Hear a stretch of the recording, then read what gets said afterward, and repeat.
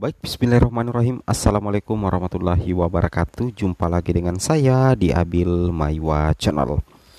Jadi teman-teman, channel ini merupakan channel pendidikan tempat kita berbagi tentang aplikasi pendidikan, Microsoft Office, serta tips dan tricks komputer.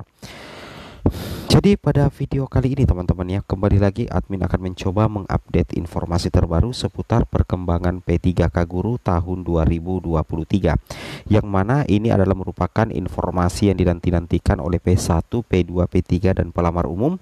5 ciri-ciri guru honorer diangkat menjadi ASN P3K Guru formasi 2023, mendapatkan penempatan di P3K Guru tahun 2023 berdasarkan salah satunya adalah urutan prioritas.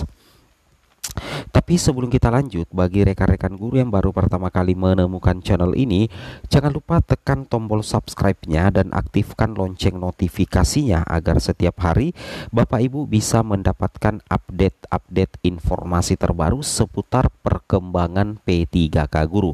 Berikut ini Bapak Ibu ya, kami akan menyajikan 5 ciri-ciri guru honorer diangkat ASN P3K Guru formasi 2023 mendapatkan penempatan di P3K Guru 2023. Langsung saja Bapak Ibu ya, kita mulai yang pertama.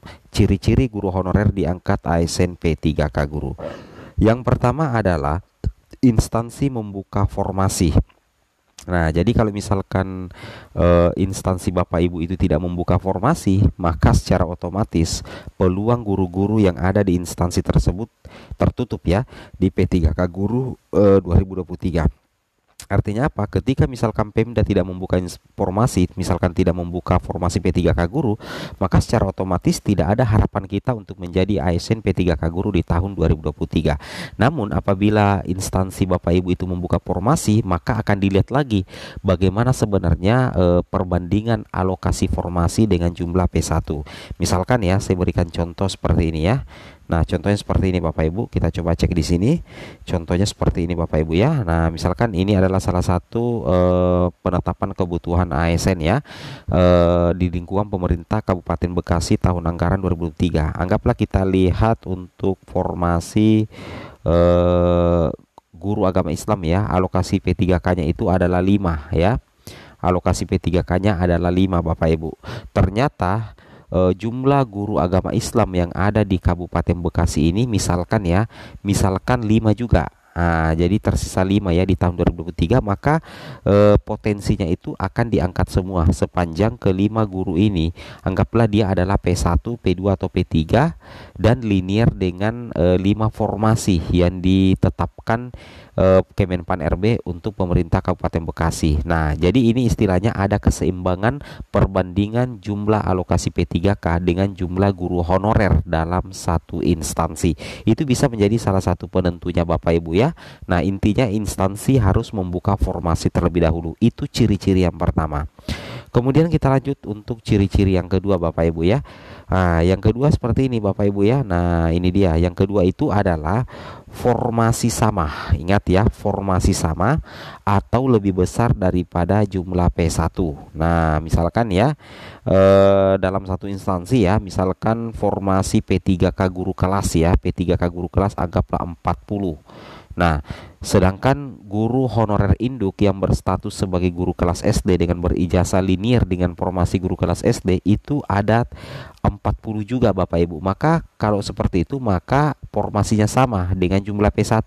Maka potensi besarnya ini bisa diangkat 100% Bapak Ibu ya menjadi ASN P3K. Logikanya seperti itu ya. Ini contoh kecil yang saya berikan. Kita tidak usah pakai tabel-tabelan teman-teman ya, seperti itu.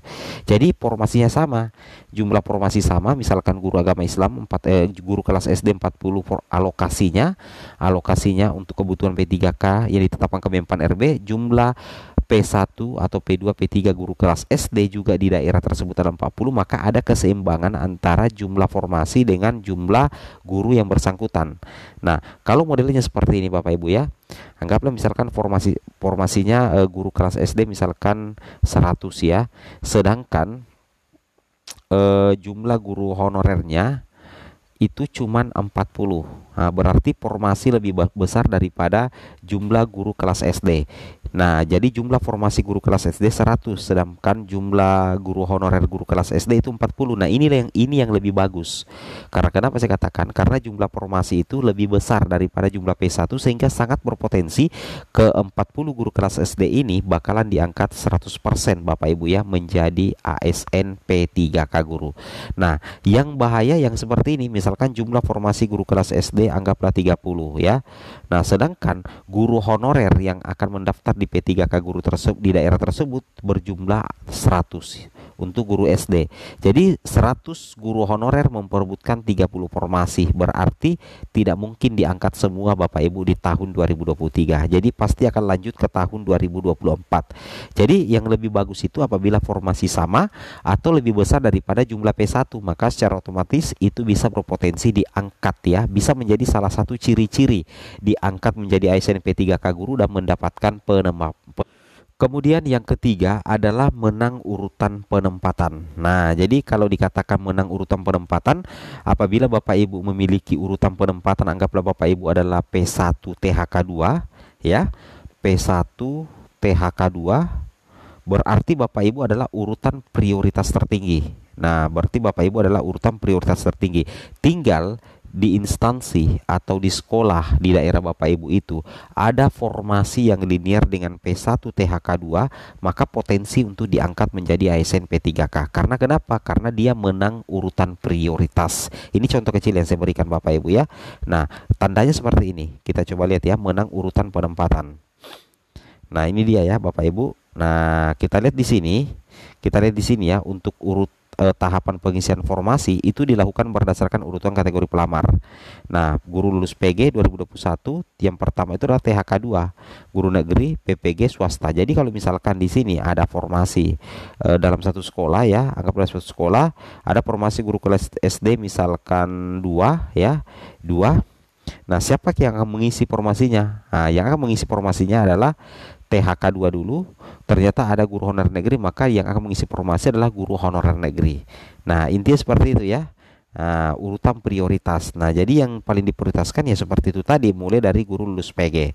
Nah, Bapak Ibu bisa memperhatikan di sini. Nah, ini dia ya. Nah, ini dia. Nah, ini dia Bapak Ibu ya. Tahapan pengisian formasi itu dilakukan berdasarkan urutan kategori pelamar sepanjang kebutuhan dan formasi tersedia. Nah, ini urutannya THK2P1, guru honorer negeri 3 tahun ke atas diterdata tidak boleh 3 tahun ke atas itu masuk P3 ya, lulusan PPG ya, seperti itu. Nah, jadi logika seperti itu Bapak Ibu ya. Oke, kemudian kita lanjut lagi ya. Yang tanda atau ciri-ciri yang keempat. Ciri-ciri yang keempat seperti ini Bapak Ibu ya. Nah, ini dia ciri-ciri yang keempat, tidak kelebihan guru baik sekolah induk atau instansi. Karena kalau misalkan kelebihan guru, berarti yang menjadi persoalan adalah penempatannya, apalagi kalau misalkan formasinya sedikit. Nah, seperti itu ya. Jadi kalau di sekolah Bapak Ibu atau di instansi Bapak Ibu tidak ada yang kelebihan guru, maka itu membuka peluang emas menjadi salah satu ciri-ciri guru honorer berpotensi Bapak Ibu ya diangkat menjadi ASN P3K guru. Bapak Ibu bisa perhatikan di sini ya, tabelnya di sini. Nah, ini dia Bapak Ibu ya. Nah, ini contohnya kita lihat untuk yang akan dituntaskan di tahun 2023 itu berjumlah 62.546 ya, siap dituntaskan di tahun 2023. Sedangkan yang mapel dibutuhkan itu 45.241 Bapak Ibu. Tapi ternyata di sini ada 17.305. Ini yang sangat sulit dicarikan penempatan. Harus dilinearkan dulu ya, harus ada penataan linearitas. Nah, jadi seperti itu ya. Tapi kalau misalkan di daerah Bapak Ibu tidak ada yang seperti ini, maka otomatis guru honor itu bisa berpotensi diangkat semua Bapak Ibu ya menjadi ASN P3K. Itu bisa menjadi salah satu tanda-tanda atau ciri-ciri.